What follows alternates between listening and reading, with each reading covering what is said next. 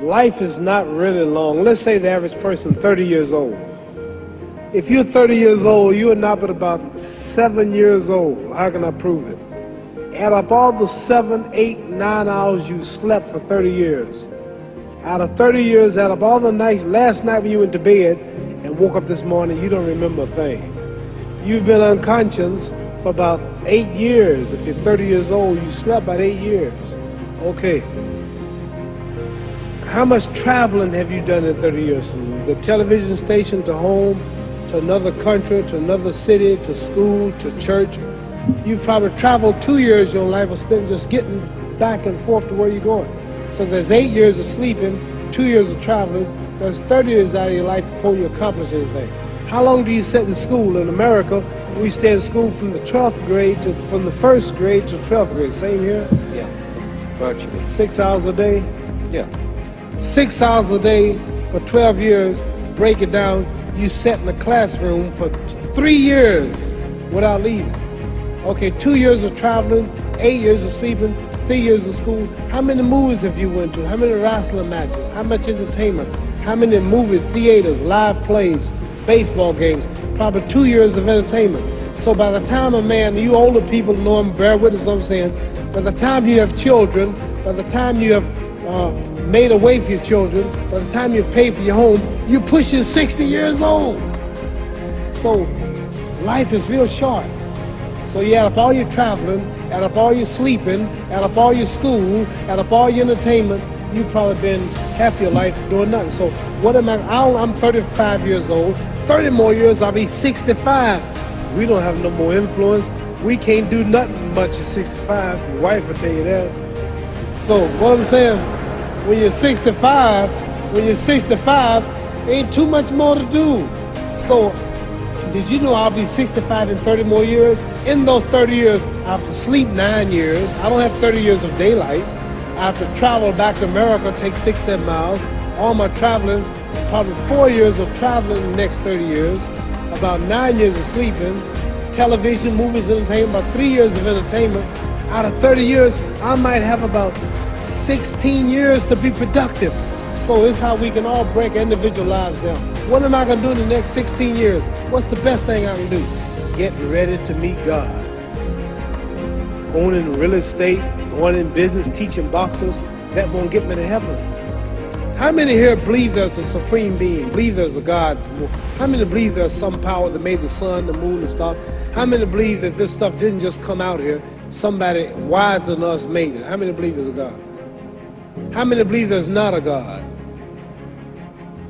All right. Believe there's not a God. All right.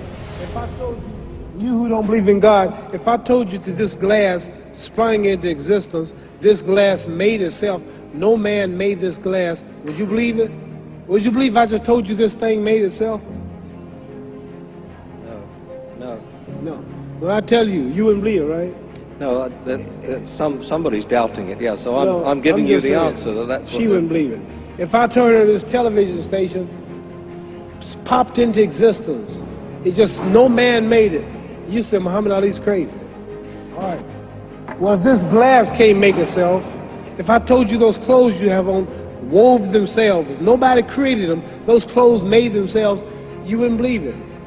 But if your clothes didn't make itself, if that glass couldn't make itself, if this building didn't make itself, then how did the moon get out there?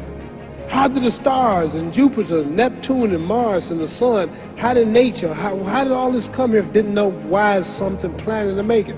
So what I'm saying is, I believe that we're going to be judged. Should a man like Hitler kill all the Jews and get away with it? Somebody should punish him. Maybe he get it, don't get it now, he get it when he died. In hell for eternity. So what I'm going to do when I get out of boxing is to get myself ready to meet God, because my plane might blow up. Don't planes blow up in this country sometime and crash? Don't people die every day? Not every day. It's a scary thing to think that I'm going to hell to burn eternally forever.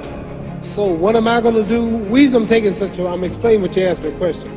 You ask me questions I can't just answer like that. When I get out of boxing or when I'm through, I'm going to do all I can to help people. That's why I'm here with Johnny Walker. Here's a poor man, came all the way to America.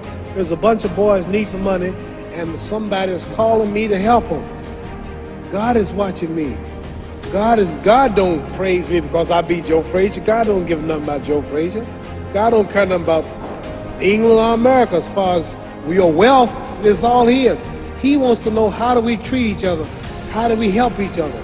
So I'm going to dedicate my life to using my name and popularity, helping charities, helping people, uniting people, bringing people bumming each other because of religious beliefs.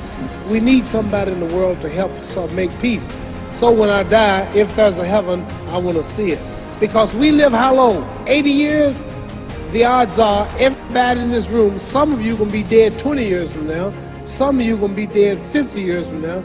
Some are going to be dead 30, some are going to be dead 60, 70 years from now. We all going to die soon. And if you live to be, say, 125 years old, which we don't do, right? Let's say we live to be 250, and you can have sex for 145 of those years. You're going to come to the end after that. So we don't have but about 80 years on earth.